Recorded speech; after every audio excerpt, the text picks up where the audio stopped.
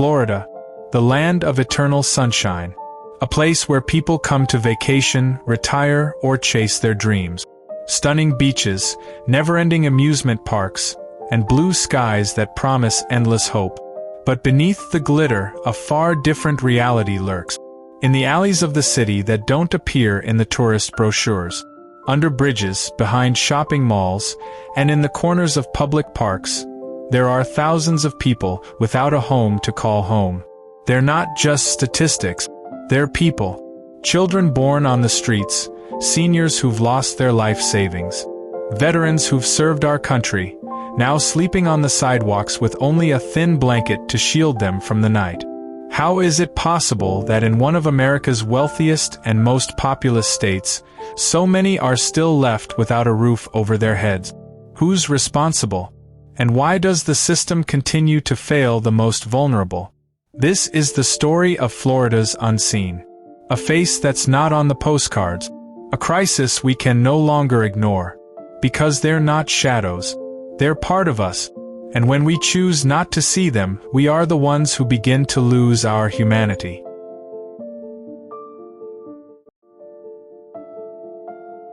Picture a map of Florida, from the quiet north to the glitzy south. Across the map, red dots begin to appear, not as symbols of tourist destinations, but as signs of desperation. In Miami, more than 5,000 people are homeless. Some live in tents, some sleep in bus stops, and others move from shelter to shelter, if there's room. In Tampa Bay, homelessness has skyrocketed in the past 5 years. Families who once could afford rent are now living in their cars. In Orlando, the city known as the happiest place on earth, hundreds of children are sleeping in cars or in cheap motels with families who can no longer afford rent. Jacksonville, the largest city by area in the United States, is facing a dual crisis. Homelessness is on the rise, while shelters and support services are flat. Overall, more than 30,000 people are estimated to be homeless in Florida. But these numbers are just the tip of the iceberg. Many go undocumented. They move every day, sleep on relatives' couches, or hide from a system that has never really been there for them. Florida is not the only state with this problem. But what makes it striking is the stark contrast between wealth and powerlessness, between skyscrapers and makeshift tents, between a world that sells dreams and a reality that abandons them. In every city, on every corner, there are stories that go unheard. There are faces that don't make it into the official report. And there are the silent cries of those who have been ignored for too long.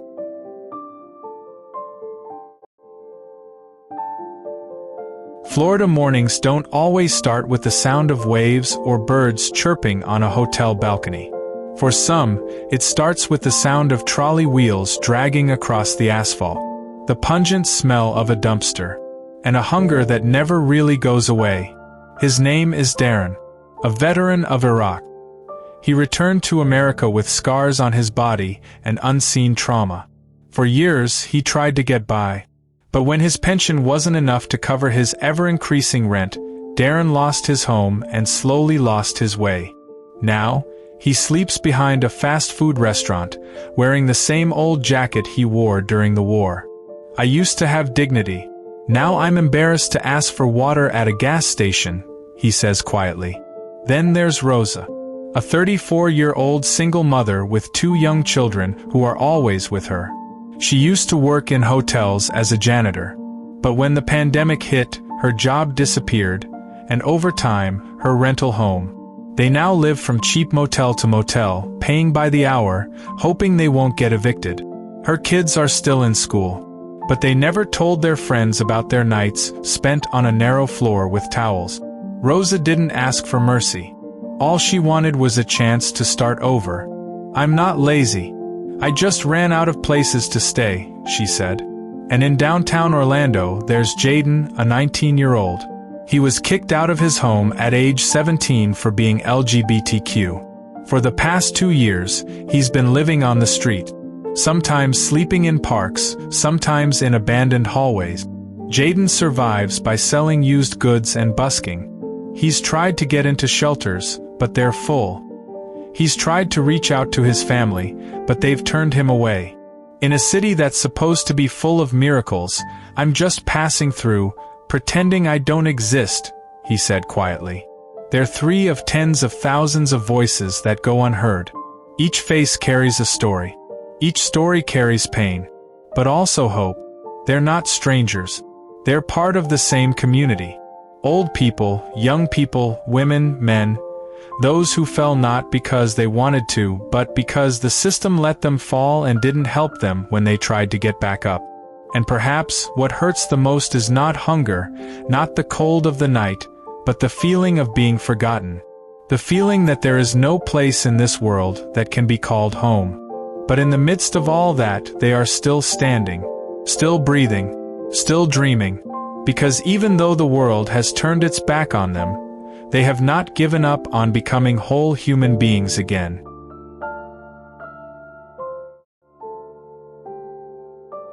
No one grows up wanting to be homeless, but in Florida, thousands of people end up on the streets, not by choice but by the invisible trap of a system. The root of the problem isn't one thing. It's a tangled web of lopsided policies, skyrocketing costs of living, and a focus that's more focused on tourism than on those left behind. First, let's talk about housing. In many Florida cities, rents have doubled in the past 5 years, and the minimum wage still lags far behind. Many low-wage workers, restaurant servers, hotel janitors, construction workers, can't afford to pay rent on even the smallest apartments. When wages aren't enough to survive, what are your options? Florida law doesn't provide strong protections for renters. Evictions can happen in days, not weeks. Once you're thrown out of the system, it's hard to get back in. Credit is ruined. Rental records are tarnished. And doors are closing. Then there are the mental health and addiction issues. Many of those living on the streets suffer from mental illnesses that haven't been adequately addressed. Some struggle with childhood trauma, PTSD, or severe depression. Unfortunately, mental health services in Florida are patchy. Many are only available to those with insurance, while those who need it most are left behind. Add the opioid crisis to the mix, and the result is a generation trapped in a cycle that is hard to break. Many don't need compassion. They need treatment, shelter, and a place to heal. And finally, let's face it, public policy often doesn't favor those who don't have a voice. More city dollars are spent on beautifying sidewalks than on expanding shelters. More is spent on removing the homeless from public spaces than helping them get off the street. We can't blame one person, but we also can't continue to allow this to be normalized. Florida's homelessness isn't the result of laziness. It's the result of an economic system that fails to protect the vulnerable, a housing policy that favors investors over people, and a society that has slowly grown accustomed to seeing suffering and turning away.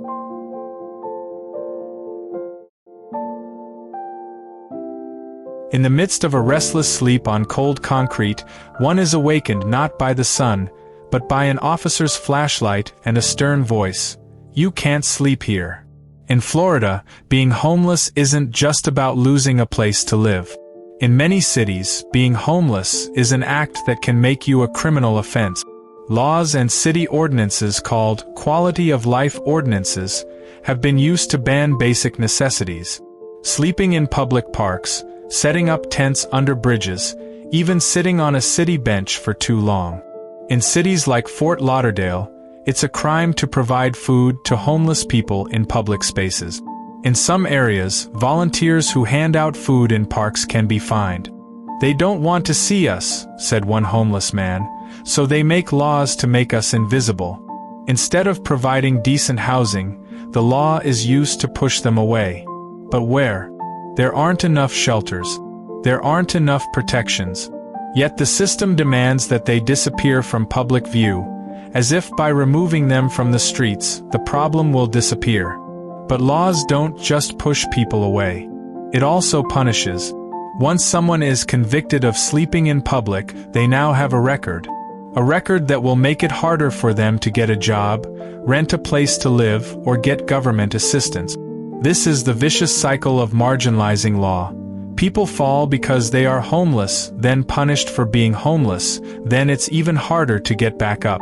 The law is supposed to protect, but in too many parts of Florida, the law has become a wall between people and humanity. It's not justice that's being upheld, but a false sense of order, beautiful on the surface but fragile on the inside. And as long as the law cares more about the appearance of the city than the safety of its citizens, justice is no longer for everyone, but only for those with a permanent address.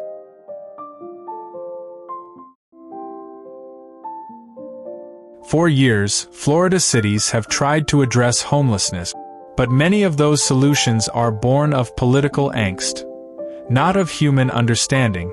They build fences instead of houses. They clear tents with heavy equipment instead of building bridges out of poverty.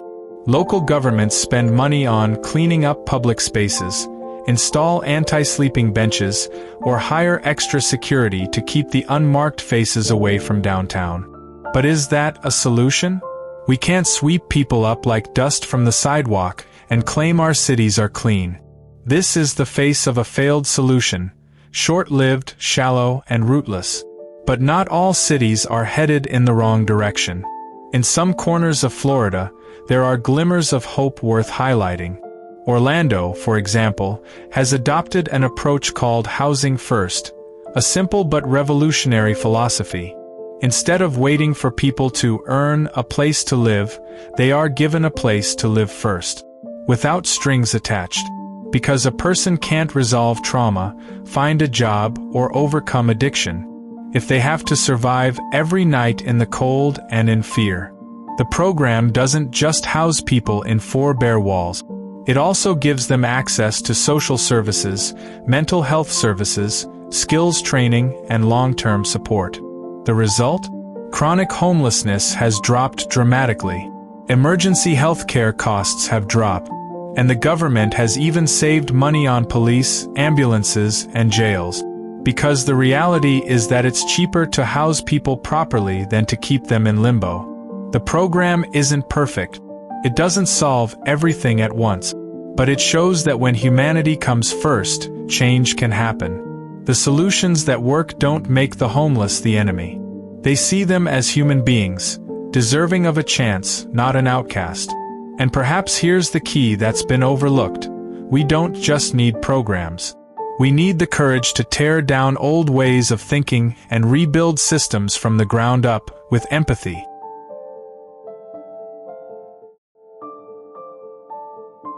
Beyond the hard pavement and the cold of the night, there are still voices that refuse to die out. They are people who are homeless, but who still have dreams. In Miami, a man named Marcus comes to a soup kitchen every morning. But he doesn't just eat. He volunteers, helping to prepare breakfast for his fellow homeless. Serving others makes me feel alive, even though I don't have a place to live, she says. In Tampa, a woman named Latasha, who once lived on the streets, now runs a free reading class for homeless children. In her eyes, education is the way out. If I can't change the past, she says, then I'll help these kids change their future. And in Orlando, a young man named Chris learns to code at the public library every afternoon, using free Wi-Fi and shared computers. He dreams of becoming a web developer. He knows his chances are slim. But, he says, I just need one chance. One person who believes. They're not waiting for a miracle. They're creating hope from the scattered pieces of life. Outside of systems that often fail, there's a strength that comes from solidarity. A church community that distributes food every night, students who organize donation drives, even homeless people who watch each other's belongings while they sleep. Nothing is perfect on the street. But there, we find the purest form of humanity, giving even when we have nothing, hoping even when the world no longer cares. These are the voices of the street. Not a cry of despair, but a quiet whisper that says, I'm still here. I'm still breathing. And I haven't given up. Hope hasn't died. It's just changed places. Not in courtrooms, not at policy conferences, but on sidewalks, in city alleys, in the hearts of those who continue to persevere.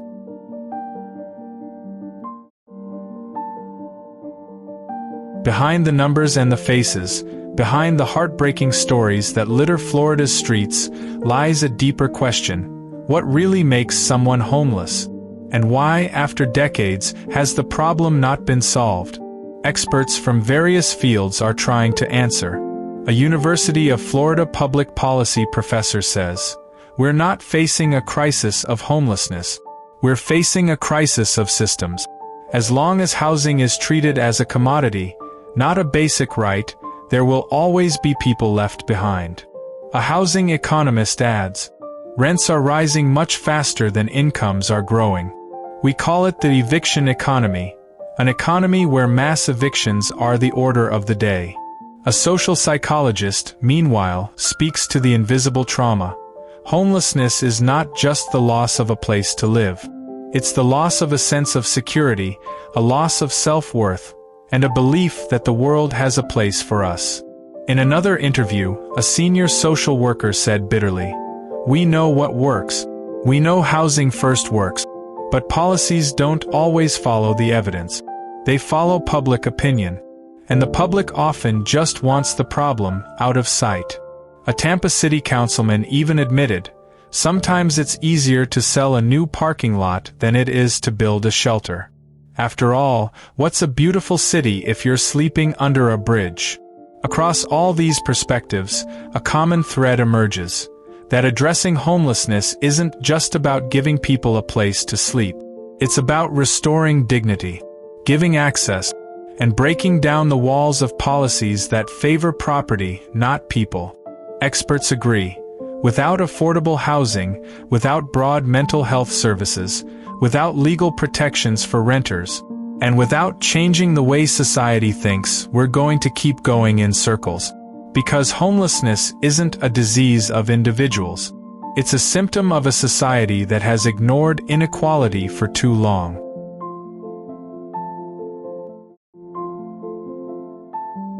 Florida is often sold to the world as paradise, sunshine, serene beaches, and a life of promise. But that paradise is cracked, and in those cracks we see the faces we've tried to hide. Homelessness isn't just a Florida problem. It's the long shadow of a system we've allowed to cripple, a system that values success by its skyscrapers but turns a blind eye to the people who sleep beneath them. On every corner of our city, there's someone sleeping not because they're tired of working, but because they have no other choice. There are children growing up without a yard, without a bed to sleep in, without the guarantee of a meal for dinner. This isn't just about them. This is about us. Because when one person is homeless, it's a tragedy. But when tens of thousands are homeless, it's a mirror, a reflection of who we are as a nation. That mirror is right there in front of us. And the question is simple. Will we continue to look away, straighten our ties, and walk past it, or will we be brave enough to look it in the eye and transform that reflection into something more human? Florida is America. And America, at its very core, is not measured by how tall its buildings are, but by how low it stoops to lift up those who are most down.